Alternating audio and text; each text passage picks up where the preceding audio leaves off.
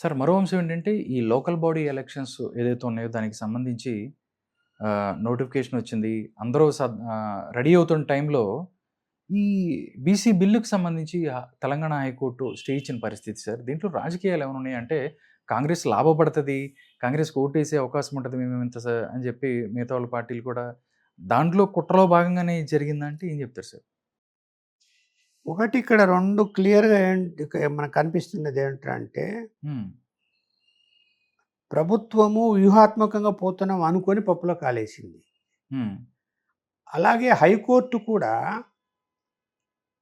తప్పు చేసింది. హ్మ్. ఎప్పుడైతే పిటిషన్ ఏశారో, ప్రాసెస్ అనేది ఇప్పుడే మొదలు పెట్టకండి అని ఆదేశాలు ఇచ్చి ఉండాల్సింది. ఓకే. మీ ప్రాసెస్ మీరు చేసుకోండి, మా విచారణ మేము చేస్తాము అనేసరికి హ్మ్. వీళ్ళు నోటిఫికేషన్ ఇచ్చిండ్రు. ఇప్పుడు ఆ నోటిఫికేషన్ స్టే చేశారు. హ్మ్. అలాగే జీవో ఏదైతే ఇచ్చారో 42% బీసీలకు ఇస్తూ జీవో ఏదైతే ఇచ్చారో దాన్ని స్టే చేసింది. హ్మ్. పైగా ఏం చెప్తుంది కోర్టు 2 వారాలు వాయిదా. కౌంటరు దాఖలు చేయడానికి నెల రోజులు టైము, 30 రోజులు టైం ఇచ్చింది. ఇచ్చినప్పుడు ఇప్పట్లో జరిగేది అంటే కౌంటర్ దాఖలు చేయాలా, ఆ కౌంటర్ కాపీ పిటిషన్లు వేసిన వాళ్ళకి అందాలా, దాని మీద మళ్ళీ వాయిదా పడుతుంది, మళ్ళీ విచారణ జరగాలి, మళ్ళీ తర్వాత ఇది అంటే ఒక 2 నెలల వరకు తేలదేమో అని నేనైతే అనుకుంటున్నాను ఇది ఈ లాంగ్ ప్రాసెస్. వ్యవహారం. హ్మ్. అయితే ఏంటి, అధికార పార్టీ ఏం చేసిందంటే కాంగ్రెస్ పార్టీ అందరిని అప్రమత్తం చేసింది. ఏం లేదు మనకు ఎప్పుడైతే అంటే సుప్రీంకోర్టుకు ఎవరైతే పోయారో అక్కడ స్టే ఇవ్వలేదో, లోకల్ బాడీ ఎలక్షన్స్ కాబట్టి మీరు హైకోర్టు పోండి అని చెప్పేసిందో, ఇంక ఇక్కడ హైకోర్టులో కూడా మనకు వచ్చేస్తది, మనకేం అభ్యంతరం ఏమి ఉండదు, కాబట్టి మీరు ప్రొసీడ్ కాండి అని చెప్పి హ్మ్. క్యాండిడేట్ల సెలక్షన్స్, ఆ సెలక్షన్స్ వీళ్ళు అన్నీ అయిపోయి రెడీ అయిపోయారు. కొంతమంది డబ్బులు కూడా ఖర్చు పెట్టేసి ఉన్నారు ఆల్రెడీ. హ్మ్. ఎట్లా అంటే ఎమ్మెల్యేలు, మంత్రులను పట్టుకొని నాకు మున్సిపల్ కార్పొరేషన్ సీటో, హ్మ్. కార్పొరేటరో, చైర్మనో, లేకపోతే కౌన్సిలరు, లేకపోతే హ్మ్. కనుక మండల పరిషత్తు, జిల్లా పరిషత్తు, జెడ్పీలు డిమాండ్ అయిపోయి కాంగ్రెస్ పార్టీ ఏం చేసిందంటే అధికార పార్టీ కదా! అందరూ ఏం భావించారంటే అధికార పార్టీకి అనుకూలంగా ఉంటాయి రిజల్ట్సు. హ్మ్. కాబట్టి అమ్మో నేను అయిపోతా చైర్మను మున్సిపాలిటీకి, ఆ! అమ్మో నేను అయిపోతా మేయరు, హ్మ్. అయిపోతే నేను జెడ్పీ కార్పొరేటర్. చైర్మన్ అని చెప్పేసి హ్మ్. డబ్బులు కుమ్మించి ఉంటారని నేను అనుకుంటున్నా. హ్మ్. ఇప్పుడే ఒక వార్త చూస్తున్నా. హ్మ్. చంద్రబాబు నాయుడు గారితో అపాయింట్మెంట్ ఇప్పిస్తాము, హ్మ్. మీకు సీట్లు కూడా ఇస్తాడు అంటే తెలంగాణలో. తెలంగాణలో. ఆ! ఆ!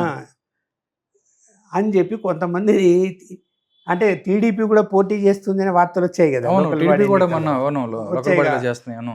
అంటే ఆయన ఎందుకంటే తెలంగాణ ఇక్కడ కేడర్‌తో కూడా ఆయన మీటింగ్ పెట్టాడు. పెట్టాడు కాబట్టి ఆహా! వీళ్ళందరినీ తీసుకెళ్ళి విజయవాడకు ఆ! వాళ్ళ దగ్గర డబ్బులు వసూలు చేసి 18 మంది మోసం చేశారని అక్కడ కంప్లెయింట్ ఇచ్చారు పోలీసులకి ఈరోజు. అర్థమైందా? ఆ!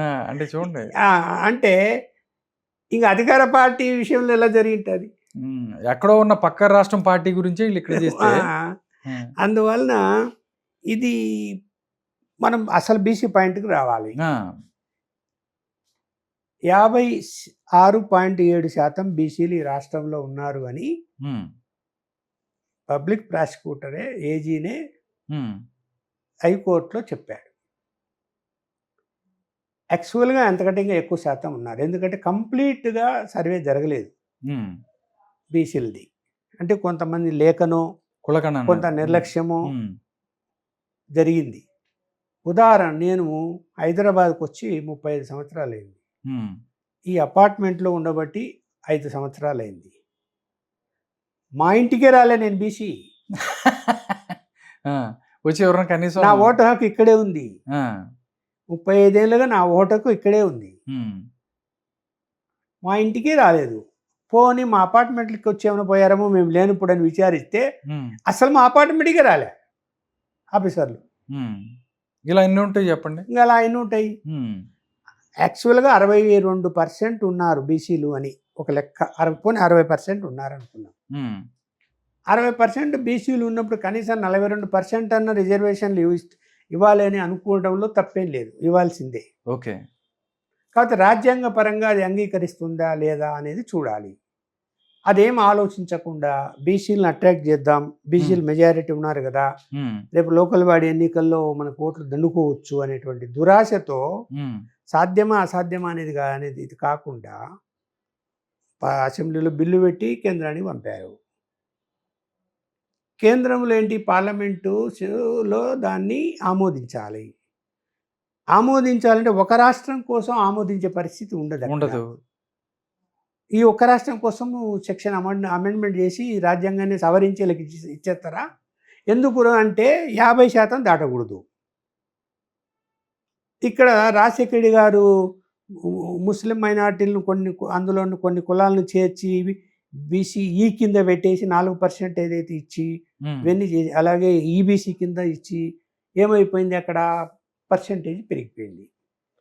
అప్పట్లో కేంద్రంలో కాంగ్రెస్ ఉండింది, ఇక్కడ కాంగ్రెస్ ఉండింది కాబట్టి ఈజీ అయిపోయింది. అప్పుడు ఈజీగా అయిపోయి ఏబిసిడి ఈ గ్రూపులో 10%ను పెట్టారు. పెట్టినప్పుడు ఏమైపోయింది, నీకు 57% అయిపోయింది. ఇప్పుడు వీళ్ళు 42% బీసీలు అంటే బీసీలు అని అనుకున్నప్పుడు దీన్ని కేంద్రం ఆమోదించాలి, పెండింగ్లో ఉంది. మళ్ళీ ఆర్డినెన్స్ ఇష్యూ చేసి గవర్నర్ పంపించారు, గవర్నర్ దగ్గర పెండింగ్ ఉంది. ఇది రాజ్యాంగ పరంగా ఆమోదించాల్సినటువంటి దీన్ని ఈయన జీవో రూపంలో ఇచ్చినాడు. అవి పెండింగ్ ఉండగా నువ్వు జీవో ఎలా ఇస్తావు అని జీవో, ఎవరైనా జీవో ఇచ్చిన రోజు అందరూ అనుకున్నారు ఇది స్టే అవుతుంది, నిలబడదు ఈ జీవో అని. ప్రభుత్వానికి తెలీదా? ఆయన సలహాదారులు ఉండరా? లీగల్గా చెప్పేవాళ్ళు ఉండరా? ఎందుకు ఇచ్చారు జీవో? సరే, ఇప్పుడు ప్రస్తుతానికి స్టే ఇచ్చినా అది మళ్ళీ విచారణలో నిలబడుతుందని నేనైతే అనుకోవటం లేదు. ఓకే, మొత్తము 67% వెళ్తుంది టోటల్. అది అంగీకరించదు, సుప్రీంకోర్టు కూడా అంగీకరించదు దాన్ని. మరి ఎలా అమలవుతుంది? రెండోది ఏంటి, ఇవి 42% బీసీలు అంటున్నప్పటికీ కూడా అందులో ఈ ముస్లిం మైనారిటీలకు సంబంధించిన దూదేకుల ఇతర కులాలకు సంబంధించిన వాళ్ళందరికీ కూడా వాళ్ళే ఒక 10% ఉంటారు దాంట్లో. అంటే ఈ కింద వచ్చారు కదా. అవును, ఇంకా 32% ఇచ్చినట్టే కదా. ఆల్రెడీ 27% ఉంది. ఉన్నప్పుడు నీవు పెరిగేది ఓన్లీ 5% బీసీలకి నిజంగా పెరిగేది. ఓకే, 60% బీసీలు ఉంటే నువ్వు ఆల్రెడీ 27% ఉంటే 5% మీద 32% కదా. అవును, ఏం జరిగినట్టు మొత్తం బీసీలకు. సో అందువల్ల ఇవాళ ఏమైపోయింది, బీసీల మీద బీసీలందరూ కూడా ఏ పార్టీలో ఉన్నా కూడా ఐకమత్యం ఉంచుకొని ఇప్పుడు ఉద్యమాలు, ధర్నాలు, బంధులు పిలిపించేశారు ఇవాళ. అవును, జరుగుతుంది. ఒకటి ఏంటంటే బీసీలలో ఐక్యత రావడం అంటే అంత సులభం అయితే కాదు నా అభిప్రాయం. నేను చాలా కాలం చూస్తున్నాయి, నాకు తెలిసి ఎక్కువ కులాలు ఉన్నాయి కాబట్టి ఉన్నాయి. రెండోది ఏంటంటే రాజకీయ పార్టీలకు అటాచ్ అయి ఉంటారు, రాజకీయ నాయకులకు అటాచ్ అయి ఉంటారు, వాళ్ళని ఎదిరించే శక్తి ఉండదు. రెండోది ఆర్థికంగా కూడా బాగా ఉండరు వీళ్ళు, యూనిటీ ఉండదు, పెట్టుబడులు పెట్టే వాళ్ళు ఉండరు, డబ్బులు ఉన్నా కూడా వాడు పెట్టుబడి పెట్టడు. ఇలాంటి పరిస్థితుల్లో సక్సెస్ కాకుండా పోవడానికి కారణం అదే. ఓకే, లేకపోతే ఇప్పుడు 60% బీసీలు ఉన్నప్పుడు ముఖ్యమంత్రిని బీసీని చేయాలని కాంగ్రెస్ పార్టీ ఎందుకు అనుకోలేదు? అలాగే కేసీఆర్ ఎందుకు అనుకోలేదు? దళితుని చేస్తానన్నాడు ఆయన, చేయలేదు కదా. మరి ఎందుకు ఇప్పుడు ఏయో మనం ఆ పదవులు ఇచ్చాం, ఈ పదవులు ఇచ్చాం, ఆ పదవి నేను పీసీసీ ప్రెసిడెంట్ చేసామంటే పైన ప్రెసిడెంట్ ఏం చేయగలుగుతాడు చెప్పు? కంట్రోల్ ఎవరి మీద? మొత్తం నీ దగ్గరే ఉంటుంది కదా. ఎవరు ముఖ్యమంత్రి కంట్రోల్ వాళ్ళ మీదనే ఉంటుంది. అందువలన ఏంటంటే ఒక ఐక్యత అయితే మన ఈ కారణంగానైనా నిజంగా బీసీల ఐక్యత వస్తే అన్ని రాజకీయ పార్టీలు కలుగు తెరిచి వాళ్ళకు మేలు చేస్తారేమో వేచి చూడాలి. అంతే.